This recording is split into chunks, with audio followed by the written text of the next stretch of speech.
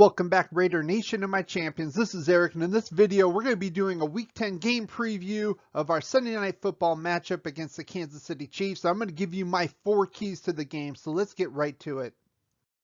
The other team's quarterback must go down, and he must go down hard.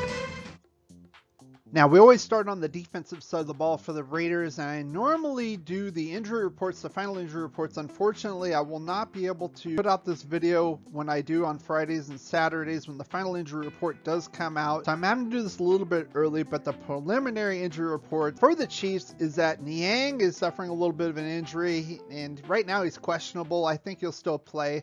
And then the other one, the big one, would be Clyde Edwards-Helaire. He's been on IR for several weeks now. Andy Reid was kind of hinting about him returning off that knee injury last week against the Packers. That didn't happen, but you know what? I don't think it's going to happen this week either, frankly, because our run defense, they don't really need him.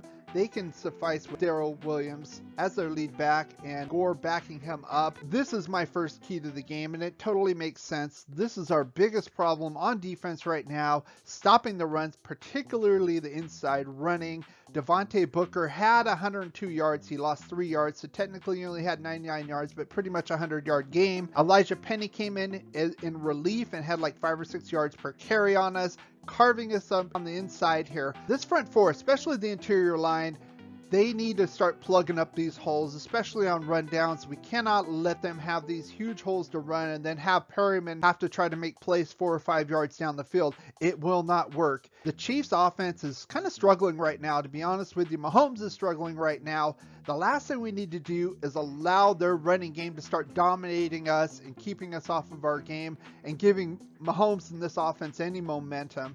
Now, the other key to the game, now I'm not going to talk about Travis Kelce. He's elite, and frankly, I don't think we're going to be able to stop him, maybe slow him down. You know, don't let him get wide open touchdowns at the end of the game like we did in the last game. He could still get his 100 yards on a touchdown, and we can still win this game. My second key to the game is slowing this guy down right here, Tyreek Hill. And I'm not saying we need to shut him out, but what I am saying is we cannot allow those big bomb plays. We cannot allow Mahomes to get in a rhythm. He has been struggling. Now, granted, they did win last week, but it was without Aaron Rodgers, and it was like 13-7, big whoop. If you get him going, he's going to be very dangerous, and to get him going is to drop those bombs to Tyreek Hill. Trayvon Merrick needs to be awake and alert. Our corners need to be awake and alert. Nate Hobbs, facing whoever's on him, Hayward, it doesn't really matter. We cannot allow him to get those big gains. He's going to get some, but we cannot allow those big type bomb plays.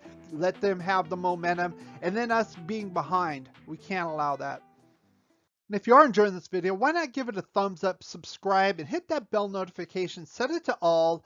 That way you'll be notified of all of our future videos and live streams. And as usual, every game day, we do go live at halftime, and this week is no different. We're going to be going live this Sunday night, covering the first half of the Raiders-Chiefs game. I'm going to give you my good, my bad, my ugly, and I'll go over the 4 keys to the game in this video, and then I want to hear what you have to say about the first half. We have a lot of fun, and I encourage you all to come out and join us.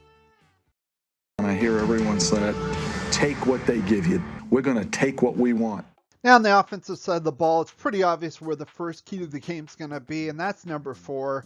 Derek Carr's got to bounce back from, quite frankly, a terrible performance against the Giants, and he even admitted it himself. Not just those interceptions, but the accuracy wasn't there, and there was no reason for it. The weather was okay. He just had an off game. But the good news is, last year against these Chiefs in those 2 games, he averaged over 300 yards in passing, 3 touchdowns, and he had an over 72% completion rate with a quarterback rating of over 120. So I feel confident that he will bounce back, and it is absolutely needed against this team, against this defense. And I think he very well could. Not only that, they are susceptible to the deep threat. Now, I know we don't have Henry Ruggs, we don't have Aguilar, that's who we had last year, but we do have Zay Jones, and we might see a little bit of Deshaun Jackson this week as well. Now, that deep threat combined for an average of 6 receptions, 189 yards per game, and a touchdown in each game. So I would be confident that those shots will be there. Carr just needs to be able to take those shots and not let players down the field like he did with Zay Jones on that interception. And I think once he does that and gets back into that groove, I think we'll be okay. Now, the second key to the game, now I could say, well, it could be the running game. And I already talked about the deep threat, but I'm going to go with this guy right here, Darren Waller. A few reasons. Waller hasn't had a 100-yard game since week 1 against Baltimore. He's totally due.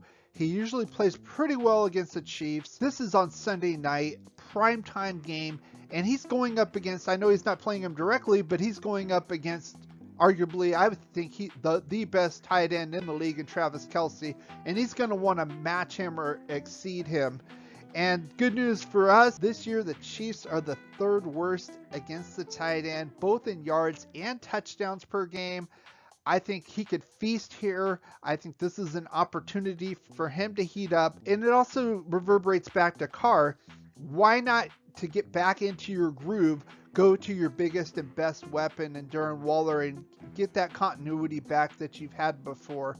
I think if we can do both of those, we can not only keep up with the Chiefs, but we could actually beat them now that we have an actual decent defense behind us. When you have great coaches, then after you have great coaches, you get great players. You have a great organization, and you tell them one thing: just win, baby.